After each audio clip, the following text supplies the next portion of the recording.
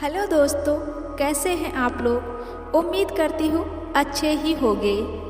आज मैं आप लोगों के लिए बहुत ही खूबसूरत कहानी लेकर आई हूँ। एक चिड़िया के 3 प्रश्न। बहुत ही सुंदर कहानी है। कहानी को पूरा जरूर सुने। कहानी शुरू करने से पहले अगर आप मेरे चैनल पर नए हैं तो मेरे चैनल को सब्सक्राइब जरूर कर लेना। साथ ही बेल आइकन को भी प्रेस करके ऑल पे क्लिक कर देना, जो ऐसी ही खूबसूरत कहानी आपको मिलती रहे। तो चलो कहानी को शुरू करते हैं। एक चिड़िया के 3 प्रश्न।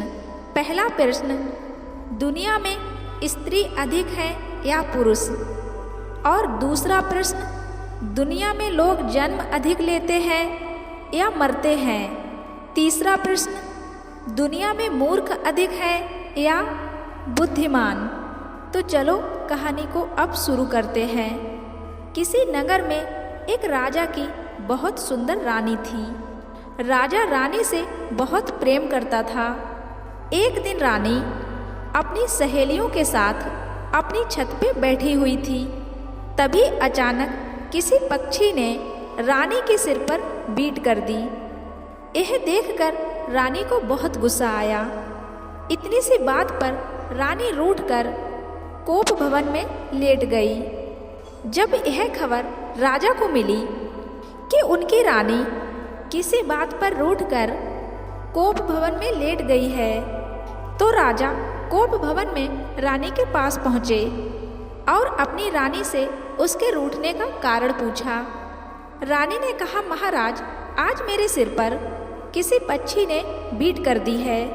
मुझे बहुत बुरा लगा और जब तक आप उस पक्षी को मृत्यु दंड नहीं देंगे तब तक मैं खाना पीना नहीं खाऊंगी। रानी का ऐसा हठ देखकर पहले तो राजा रानी को समझाने लगे कि देखो, दुनिया में लाखों पक्षी हैं। ऐसे में कैसे पता करूं कि आपके सिर पर किस पक्षी ने बीट की है। इसलिए गुस्सा छोड़ दो और लाओ, तुम्हारा सिर मैं साफ कर देता हूँ। राजा के बार बार समझाने पर भी रानी ने अपनी जिद नहीं छोड़ी और अंत में विवश होकर राजा ने सभी बहेलियों को आदेश दिया कि हमारे राज्य में जितने भी पक्षी हैं सबको पकड़कर हमारे पास ले आओ। हम उन्हें बहुत सारा धन देंगे। अब तो राजा का आदेश सुनकर सभी शिकारी जाल बिछा बिछाकर चिड़ियों को पकड़ने लगे। अब यह देखकर सभी पक्षियों ने इस बात का शोर होने लगा कि यहाँ का राजा सभी चिड़ियों को पकड़वाकर उन्हें मृत्यु देने वाला है। बस हम पक्षियों का दोष इतना है कि हम में से किसी एक ने रानी के सिर पर बीट कर दी है। एक की सजा सबको मिलेगी। यह कैसा न्याय हुआ है। तो उन सभी पक्षियों में से एक बूढ़ा पक्षी बहुत ही बुद्धिमान था। उसने एक योजना बनाई और सभी पक्षियों से कहा कि आप जाओ सभी राजा के पास और राजा से कहना कि जब तक हमारे मुखिया ना आ जाएं तब तक हमें मृत्यु मत दो।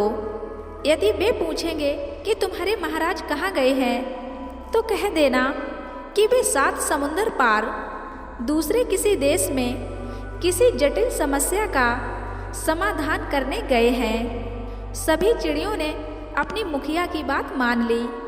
अब सभी पक्षी शिकारियों के जाल में फंसकर राजा के सामने पहुंच गए। तो राजा ने उनसे कहा, हे पक्षियों, तुम में से किसी एक ने हमारी रानी के सिर पर बीट की है।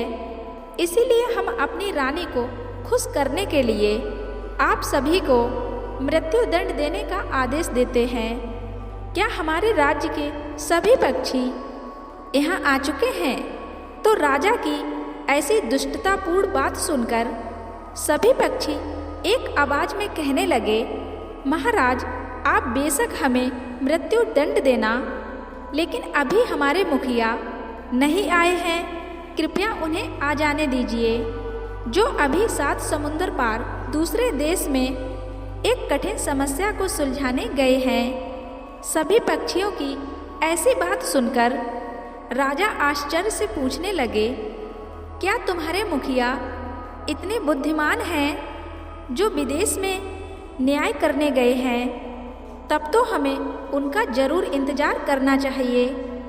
इस प्रकार उस राजा ने उस बूढ़े पक्षी का शाम तक इंतजार किया।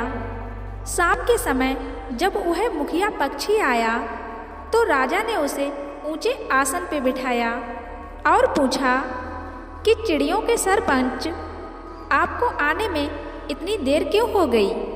तो राजा की बात सुनकर मुखिया पक्षी कहने लगा, महाराज, 7 समुंदर पार एक राजा ने पूछा था कि दुनिया में स्त्री अधिक है या पुरुष। जब किसी ने इस प्रश्न का जवाब नहीं दे पाया तो फिर हमें निमंत्रण दिया गया, तो हमने जाकर इस प्रश्न का उत्तर बताया। तो राजा पूछने लगे कि आपने क्या उत्तर दिया इस प्रश्न का? मेरे ख्याल से तो दुनिया में अधिक पुरुष ही हैं। तो मुखिया ने जवाब दिया, नहीं महाराज, संसार में स्त्रियां अधिक हैं। तो राजा पूछने लगे कि आपने किस आधार पर बताया कि संसार में स्त्रियां अधिक हैं? तो मुखिया पक्षी बोला, महाराज, संसार में जो पुरुष अपनी स्त्री की बात मानकर निर्दोषों को मृत्यु देता है, ऐसा निंदनीय स्त्री के समान ही माना जाता है। तो मुखिया पक्षी की बात सुनकर राजा सोच में पड़ गए कि मैं भी आज अपनी रानी के कहने पर इन निर्दोष पक्षियों को मारने जा रहा हूँ। इसका मतलब मैं भी स्त्रियों की गिनती में आ जाऊँगा। यही सोचकर राजा ने उन सभी पक्षियों को आज़ाद करवा दिया। सभी चिड़ियों को बहुत प्रसन्नता हुई। इधर जब रानी को पता चला कि महाराज ने उन चिड़ियों को पकड़वाकर मृत्यु देने की बजाय उन्हें छोड़ दिया है, तो रानी ने अन्न जल त्याग दिया और राजा से कहा कि जब तक आप उन्हें मृत्यु दंड नहीं देंगे, मैं अन्न जल ग्रहण नहीं करूँगी।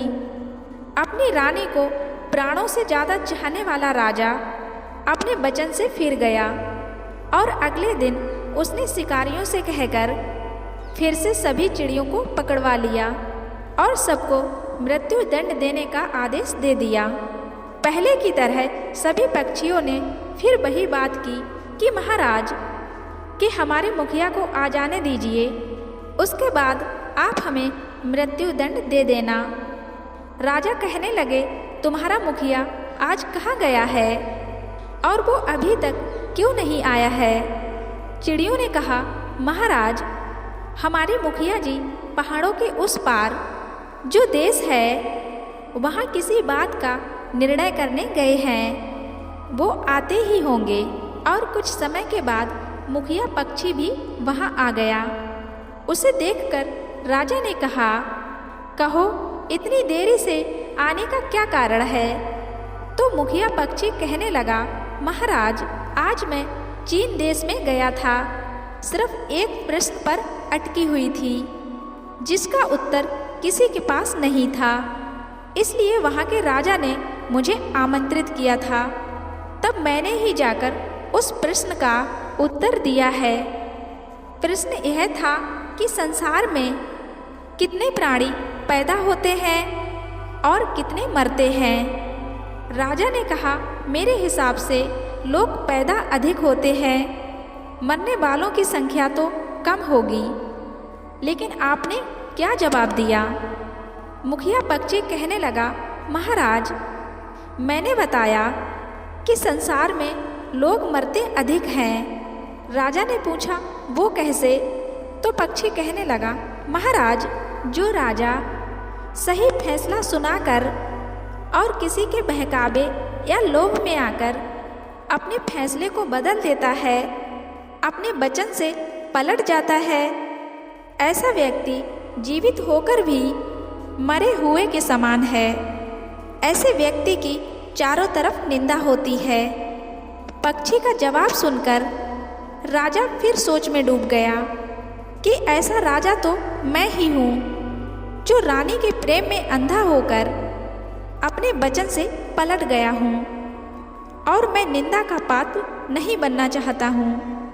ऐसा विचार करके राजा ने उन सभी पक्षियों को मुक्त कर दिया और सभी पक्षी खुशी खुशी अपने स्थान को चले गए।